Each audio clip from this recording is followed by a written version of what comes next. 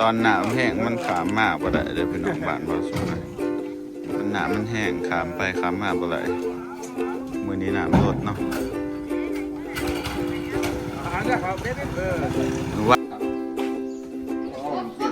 ก้มลงอีกก้มลงนะโอเค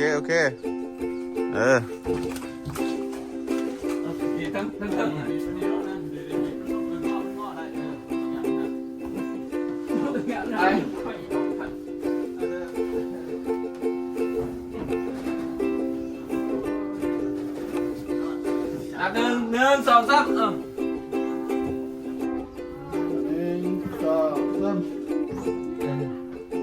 รับช่องทางบนเองตอนนี้เขาก็เอาของลงมาเรียบร้อยแล้วพี่น้องของเราจะขนของลงมาอีกที่เก่าพี่น้องเลย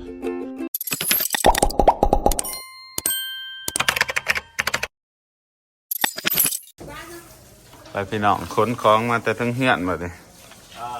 โอ้ยของหลายคักแล้วแบบนี้ขนขึ้นกับขนลงว่านี่ขนขึ้นมื้อนี่ขนลงตายตู้เย็นต้องเอาของออกก่อนเอาของออกก่อนจังเนาะพี่น้องเลยของเต็มอยู่ปวดหัวเอาของอันนี้ลงก่อนบ่มาแบบมาหลอกตอกแตกก็สิลงก่อนไม่น้อย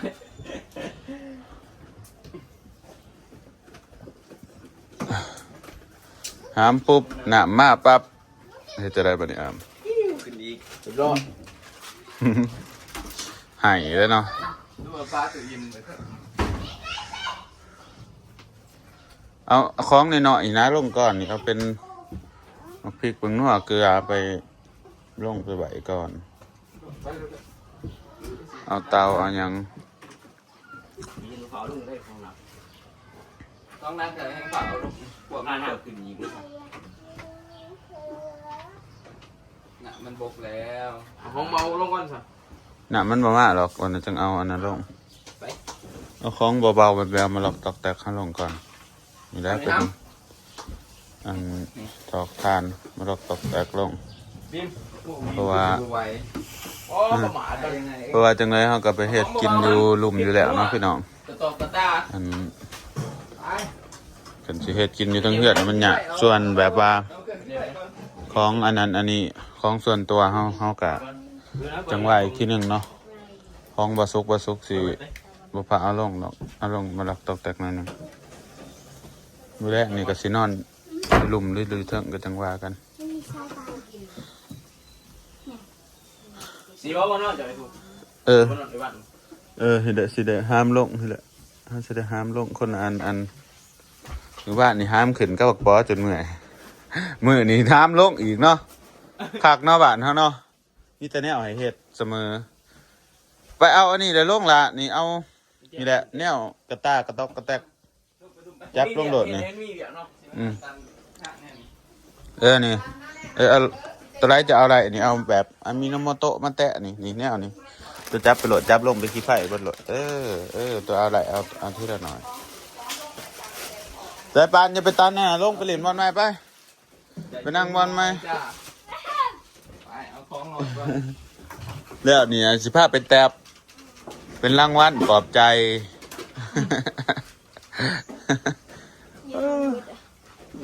นี่แหละเอาไปเบิร์ดโหลดนี่แหละเห็นคล้องนั่นนี่แม่นเบิร์ดแหละเอาลงไปลุ่มเบิร์ดแต่ซุ่มนี่ฮะเฮ้ยจะจับเป็นสั่นจับหูมันละ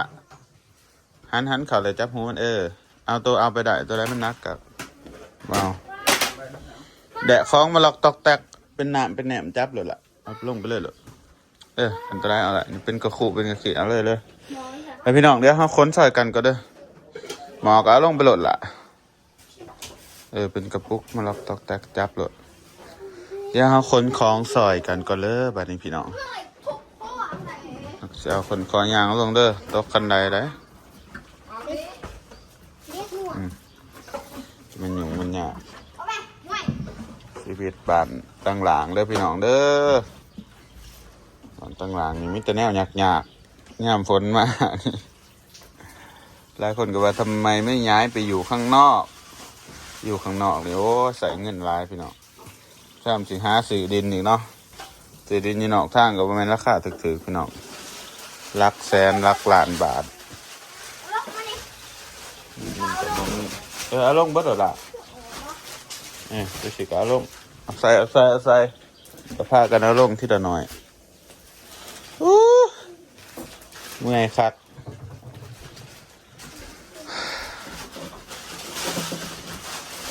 ดีแต่ใบรุ่นห้ำเหลือมมาซอย ม่วงเขาบอกเอาลงเหรอครับ แห่งสีสุดละมุนกันมาจักสิหลางคล้องมาจักสิเอาคล้องลงกันเล็กน้อยมาซอยพี่น้องเลยเมื่อยครับไปคนคล้องซอยกันเลยพี่น้องเดี๋ยวสิถ่ายอัปเดตให้เบิ่งทีละหน่อยเอาไป ใหญ่มันหลบนะอามเผยบ่วงเพื่อนกูเบิดถนัดแล้วฮัน เรียบร้อยวะ ครับผมเอาเลยครับเจ๊กตัวนี้ไปกระตาน ไปพี่น้องถึงขั้นตอนสิเอาตุเอ้ยมันนอนเฮาออกเลยเนาะเอาลงคนไปคนมาน้ำไหลมาดีวายไห้ได้ออันนี้ต้อง2 คนจังได้ตัวนี้มีอันหนึ่ง2 คนกะคนละอันลงไปก่อน เอาเล็กน้อยเอาอันน่ะหน่อยก่อน ฮักไป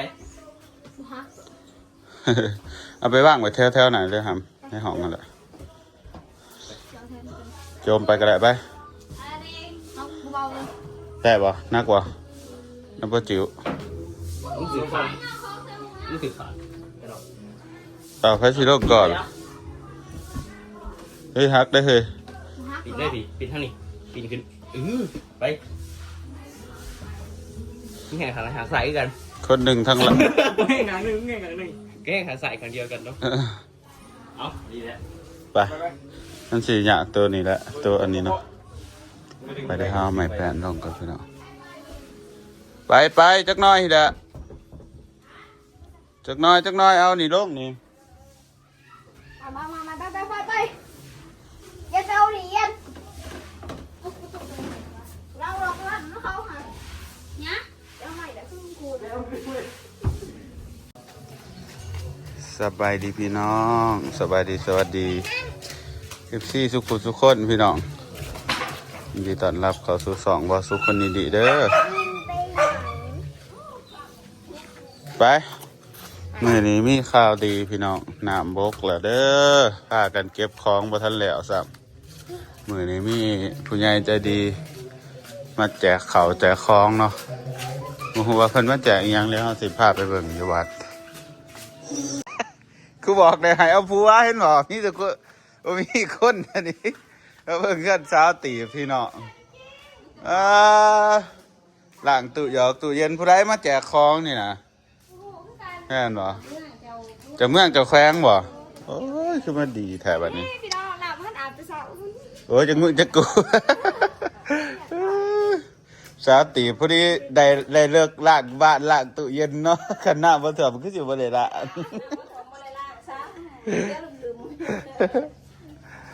พี่น้องมื้อนี้เพิ่นว่าแจกของเนาะเพิ่นเอาของมาให้หลังจากน้ำท่วม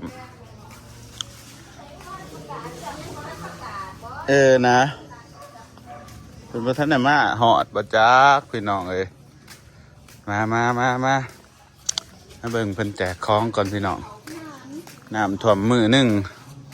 คืนหนึงจะเป็นเมื่อยครับน้ำก็บ่ทันได้บกซ้ำเนาะทางนี้ยังอันนี้อยู่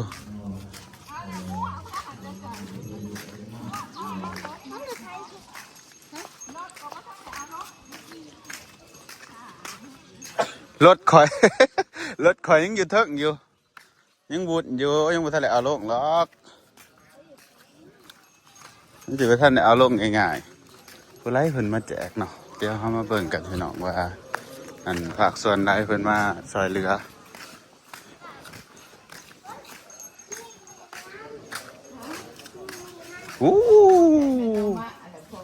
อีพ่อมาแล้วเสียถึงมารักษาสิ่งที่ห้องนอกเลยพี่น้องเป็นเอาหนามามีมาแจกเนาะพากันเอาขึ้นแล้วสักเดียงนอกอันนี้ทั้งเมือง มืองเพิ่นมาซอยเพิ่นมาเก็บกรรมข้อมูลเนาะว่า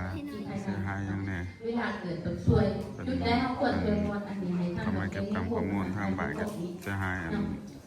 ผู้ช้างเขาคือคนปวดเขาการ เขาปลูกเนาะเหงาพอสลายเขาจะหวานเนาะน้ำเขามี1-2 มื้อมันก็ตายแล้วเนาะเพราะว่ามันหากระปงพี่น้องตอนนี้เพิ่นสิมอบแล้วเนาะเพิ่นเอา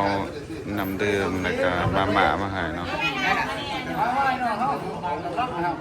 ไปขับไปอีกคิวขับไปยืนน้ำกันได้หลายไป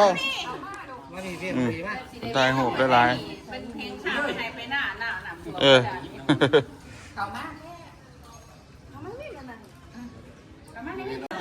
แล้วพี่น้องเพิ่นสิกลับแล้ววันนี้เพิ่นสิไปต่อยทางบ้านคิรีคำหยาดนำเนาะเพราะว่าบ่มีตะบ้านเบาสุกมาเนาะบ่มีตะบ้านเบาสุกถ่วงสิมีบ้านแคมเซ่หลายบ้านเลยเนาะมีบ้านคำหยาดแน่บ้านคิรีแน่แล้วก็บ้านนี้บ้านสุโลกับอันนี้ในทางอันนี้ปั่นกันเสียงกูบอกแล้วนะเอ้ยเนี่ยขอปลูกกับพ่อพี่อ่ะ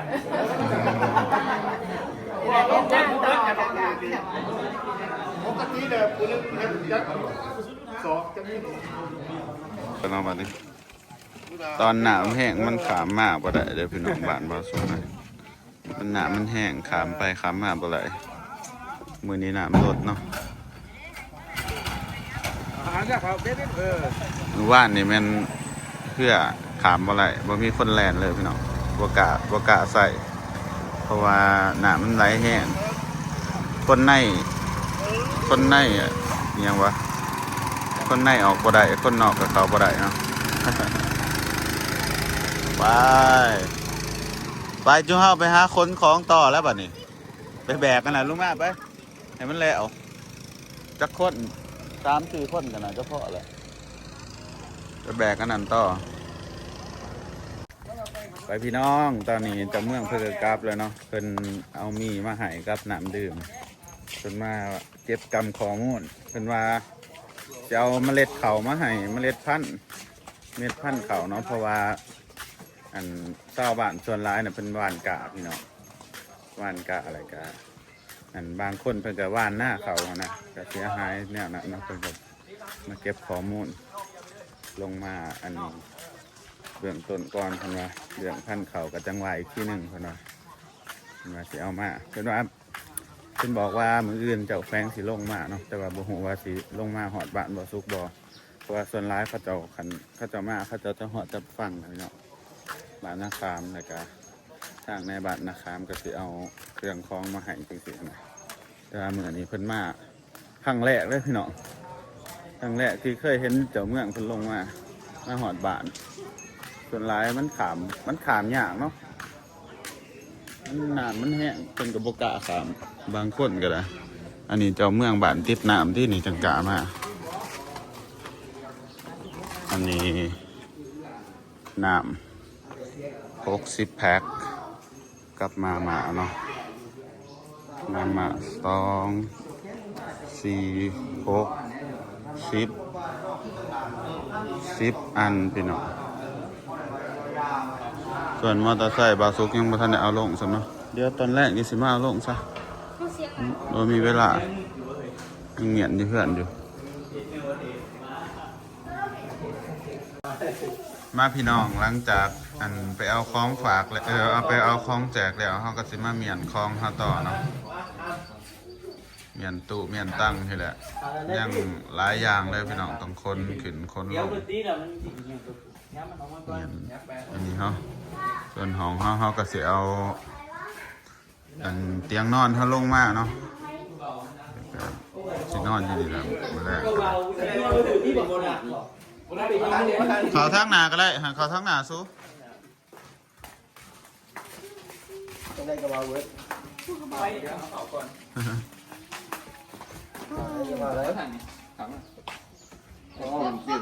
กลมลงอีกกลมลง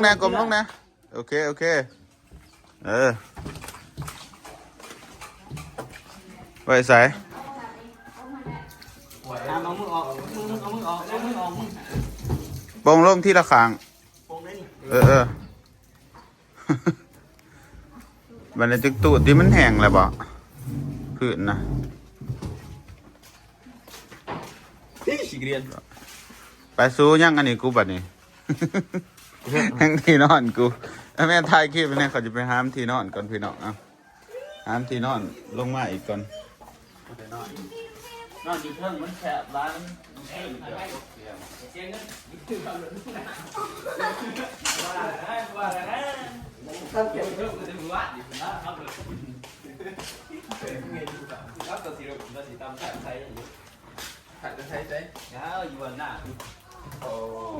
แต่ตาออกจากวัดขันได ออกแม่เอาอันนี้ออกนี่เตาตุ๊กน้ำมันน่ะแม่นี่เอาออกมาเอาลงมาตุ๊กน้ำมันออกมาปาน แต่ปานลงไปลุมผู้ลงไปลุมบาปเนี่ยหาไม่ได้ลงนี่ มาลงมา เดี๋ยวเอาอันนั้นเล็กน้อยเอาอันนั้นลง ออกนี้จากนี้มันสิตำตายโดดด้านนี่พาประตูนี่มัดใบเดี๋ยวบ่ ไม่วัดเขาไปผูกประตู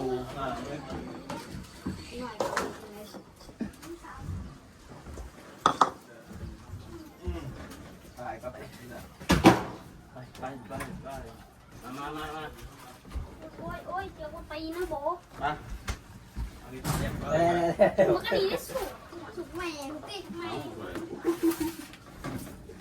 เอามานี่ก่อนจะตีกันสูงถ่ายคลิปเดี๋ยวเอามานี่จินฮับที่นี่มาตูดมาโหลดย่อมาตามแต่จะมิดยอดก็ซอยมันในของอาม ที่มันก็ขึ้นไป เดียวบ่ได้นักประจักษ์ว่าเกิดคือว่าจะโดด เดี๋ยวมาเด้อ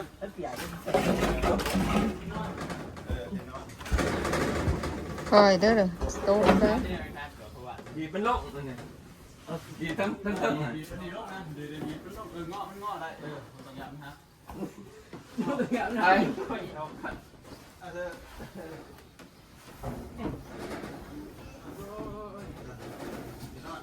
ไอ้ หนึ่งสองสามคอยได้ทางนั้นตุ๊ก บอกมันสุดอันนี้ ตกบ้านเอาละจุ๊บมาจุ๊บ ครับเลย โอ้มาเยอะขวัญกู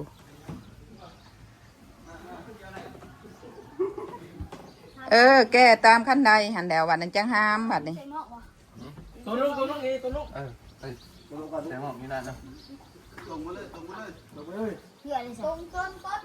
เลยใส่เนื้อหน่อย แล้วจะตรงร้ายให้เปื่อน หามไปซอยกันไปมาดู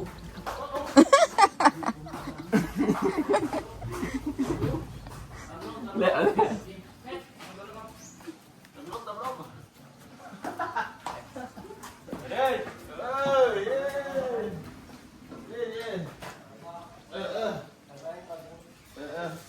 เดี๋ยวเอาไว้นี่ก็ได้ดิยิงเขาทั้งขังก่อนนี่ก็ได้ฮะ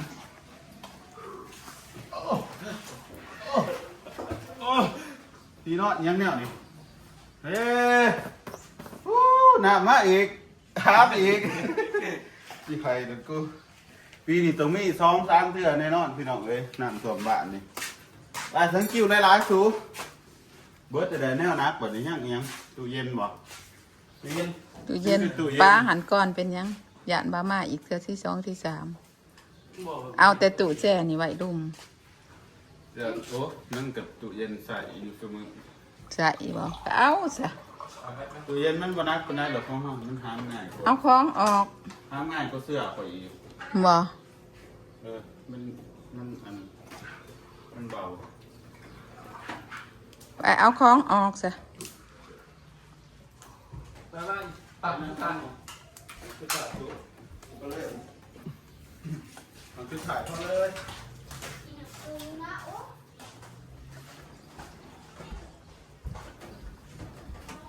ปดเอาของกินออก โป๊ะจะหึง ยัง หมดแล้ว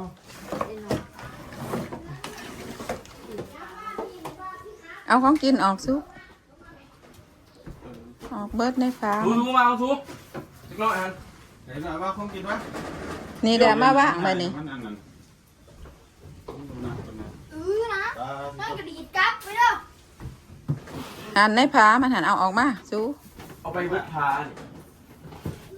มันสินักต้องกินหันซุกเอาออกในผา ดีดิ หันไหนเอาออกมาลูกเอาออกมา อันตรายมันนักครับเอาออก นัก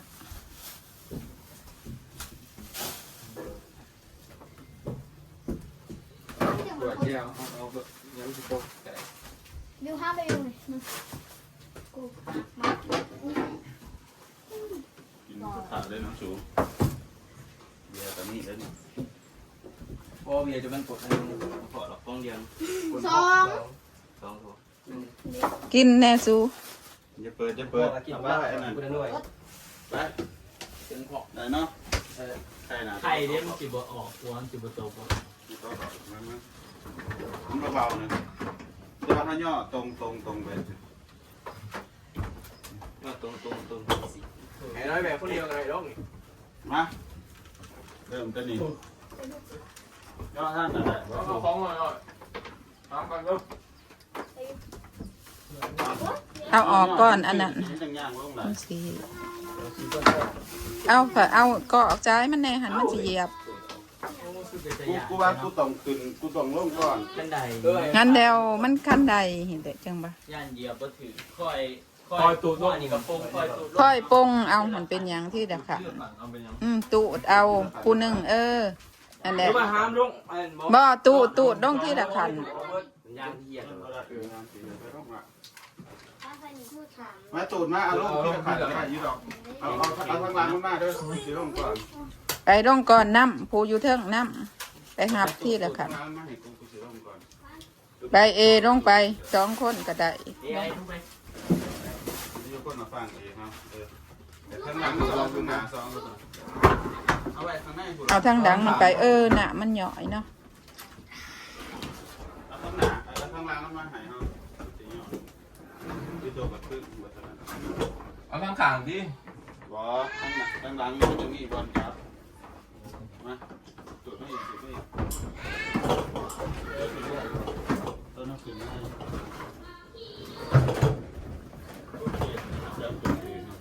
ลงไปลุงอีกบ่เบิ่ง ลงก็ได้ ลงไปคนหนึ่งคน3นี่ คอยปงใส่ขันมันเอา เอาเลยนับ1พร้อมกันที่ลงที่จะขัน1 2 3คอยเด้มันได้ขันหนึ่งก่อนไปยุดหันแหละ 1 2 3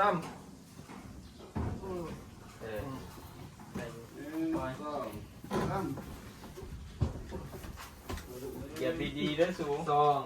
3นั่นขายดังก็ขายเนาะมีประตู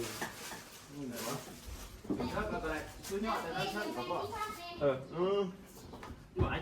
ครึ่งหรือทั้งครึ่งครึ่งเขาย่อ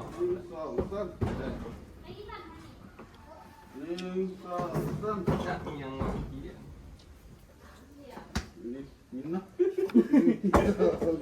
เราต้องใช้หัวไปแต่ว่าเอาไปใช้บ้านเดี๋ยวไปออกตี เปิดปาน หนักอยู่เลย เมื่อยามได้ก็มาตันแต่กันใด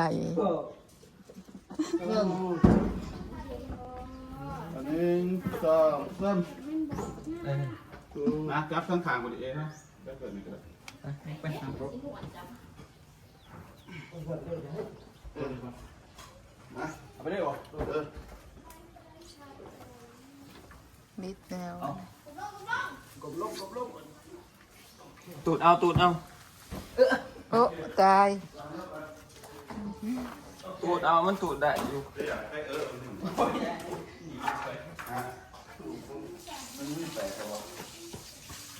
โอ้ยนี่มันตำไม่ดีเอามือไปซุกใส่ เอาไป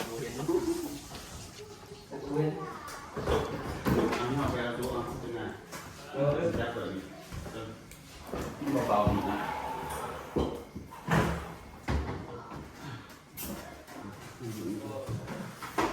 ออกมาเลยเดี๋ยว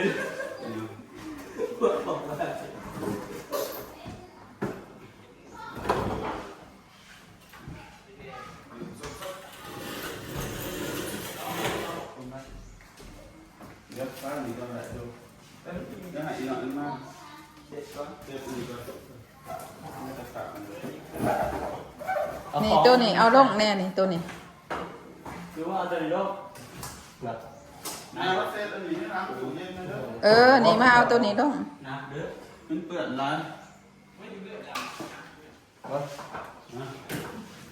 เอาตั้งออกก่อนติ ตั้งมาตั้งเลยในกระตุกล่มทาง มาให้ย่อๆนะ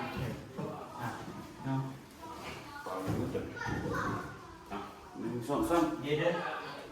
เอาใส่ โอเค